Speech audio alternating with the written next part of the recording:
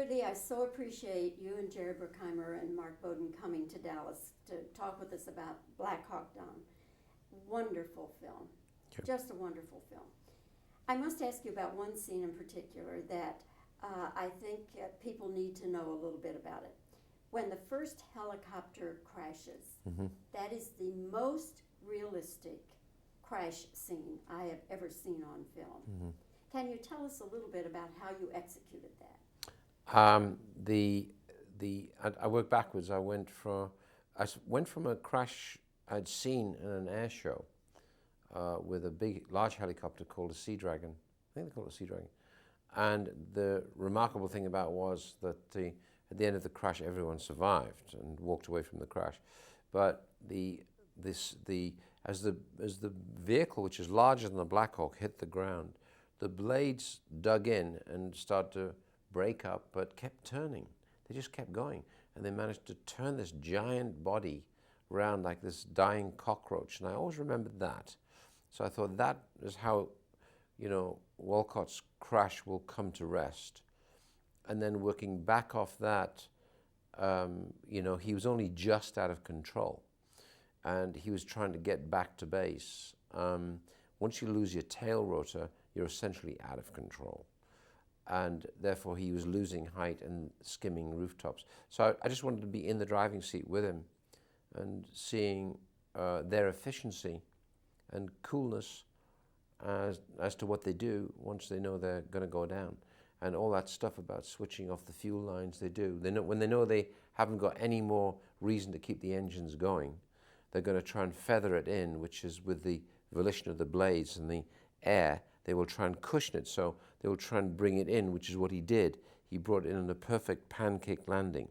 And as you pancake in, you're still hitting the ground with enormous velocity, but your seat and the wheels of the chopper are all designed to give 7.5 Gs each, because after 12.5 Gs, your interior tears away from yourself.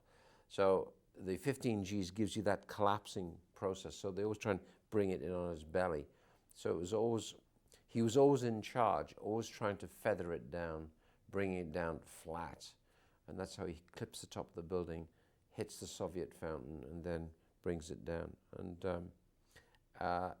like everything in the film, I just wanted the audience for full appreciation, because the film, in a sense, is also, because anti-war, it's pro-soldier, it's pro-military, because these guys are there, this is what they do for us.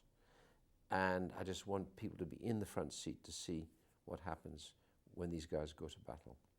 You obviously, though, did not crash a real Black Hawk. No. Most of that was brilliant flying. All that stuff over the city was a Black Hawk pilot doing that for me, spinning, and seemingly out of control. And even across the rooftops, it's still him flying. And then from the moment it clips the top of the building, then we go into, in fact, what I had rigged was a absolutely accurate carcass of a Black Hawk body, removing the blades because they would be dangerous, because I've got cables bringing this body down. And so the body starts above the building on a huge crane. The crane releases the chopper. The chopper comes down, it's on a kind of gimbal. As it's halfway down, it spins once, comes down, strikes the fountain. So as I strike the fountain, I've got an explosive charge as it strikes that ball, which is the earth, right? As it strikes the ball, there's an explosion there. Then it hits the ground, then we built a trench, so it then sank in. Then there were cables to pull it and slew it round, because later I would add the blades spinning, churning up the earth, the flying shrapnel from the broken up blades and the dirt and the debris, And that's where the computer generated. Yeah, so it's a combination of CGI and mock-up chopper, and everything prior to that is real, live action. It's an extraordinary bit of filmmaking, may I tell you, and compliment you. You had some real Rangers and real Delta Force people. What were they like when they first got into the motion picture? Well, one of our conditions of having Black Hawk, those Black Hawks are very valuable. and they're full of their technology, and they're fully armed, and the mini birds, same thing. The American government, the DoD, Defense Department, insist, of course, on servicing agencies, which are theirs, which are soldiers, and then they insist also on insurance policy, which is to have armed soldiers there. And the armed soldiers there were 35 Rangers, because the Army also insisted that they could only have real Ranger or Delta fast dropping out of the choppers. They didn't want any mistakes. And so we carried about 135 Army personnel that both looked after the helicopters and were actual Rangers. And the Rangers, I had also 2 people there all the time with me that were Tom Matthews, who was head of the air-to-ground control in the Battle of Mogadishu. He was in the air for 18 hours throughout the whole experience. And Lee Van Arsdale, who's in charge of the ground forces at Mogadishu. So I had them on a daily basis, minute by minute, second by second, advisory position. And once we got the whole thing rehearsed, particularly the initial insertion, which was the helicopters coming in, 4 small birds landing in the street, Delta springing off the small birds leaving immediately, and then the flying fortresses coming in to defend the 4 corners of where the extraction would take place, was all done real time and live. And of course we were taping all this as well as filming all this.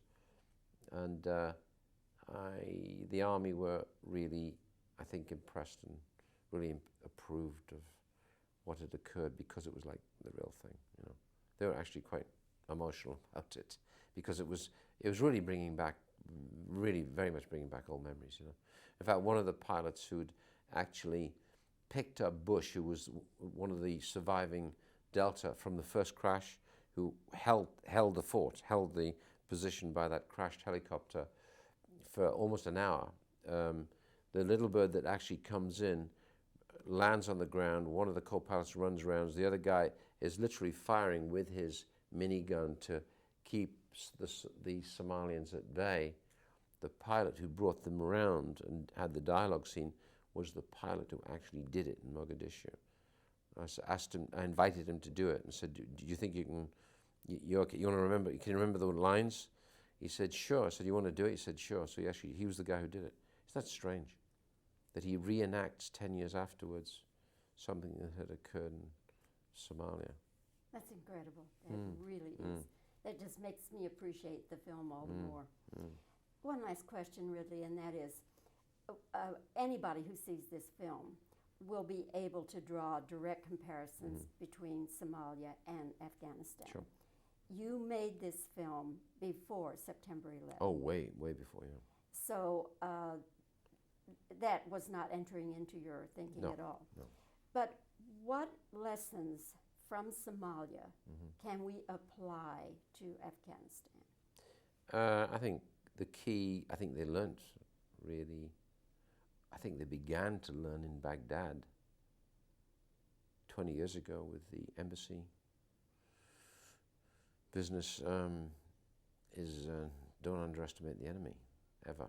And again, I think Mogadishu, again, taught us that. You know, but you've got a pretty discerning, very pragmatic group in there, in Somalia in '93, a very experienced ground forces operators, General Garrison, who had been there, seen it and done it. There was no wool ever going to be pulled over his eyes, and all those leaders go in assuming Murphy's Law. You have to. If you don't go in assuming Murphy's Law, you're a fool.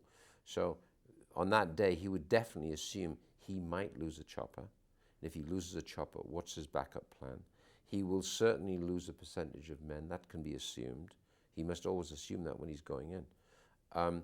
The level of his intelligence was minimal, but he was being so pressed by back here to say, we've got a whole group out there, you know, it's all to do with taxpayers' money and approvals and the Senate, and so they're constantly getting barrage on a daily basis saying, what are you doing? You're showing no results. And eventually he has to act on intelligence that his gut tells him may be enough. And after all, that's what we do. We are called that's why we're called special forces. We will function, and if things go wrong, we can deal with the cause and effect of the process. That's why we are called what we're called. I think there's a learning process out of everything. And I think each event, particularly that particular event, taught them a lot about procedure in those particular countries and also who they were fighting against. Now you're dealing with Afghanistan, who are a far more formalized group of militia and extremely efficient. And in fact, the Russians couldn't deal with them. And here we go again. We're in there right now. Whether or not we'll actually get the Taliban leader or not, we don't know yet at this point. But I think, lessons are meant to make the next event easier. They're not, because every event is different. Really, again, thank you so much for coming to Dallas.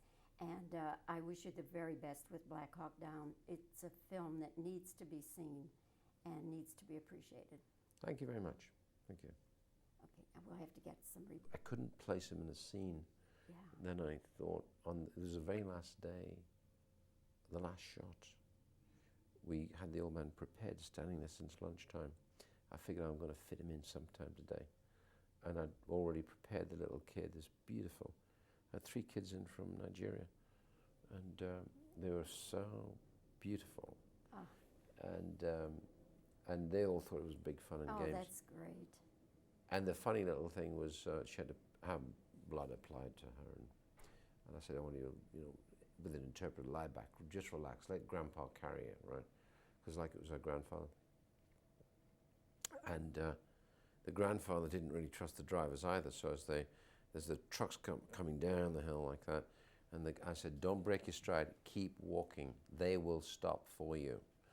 And I finally got him to do it, but always just as we got where the little kid was lying like that, when she was watching the trucks, and every time they were walking in front of the trucks, the little girl would sit right up and go like that. Okay, are you ready? Yes. Okay, all right. Now this won't be a question, this will just be a comment. Okay, we're nearly finished. But surely you did not crash a Black Hawk helicopter. No, of course not. We used for a third of it, a real piloted helicopter. That's good, okay. What lessons can we learn from Somalia as applied to Afghanistan? I think the lessons are obvious. I think the Somalian event of '93 taught us not to underestimate the enemy, ever. That's good. All right. Okay, I think that'll do. Right. Okay.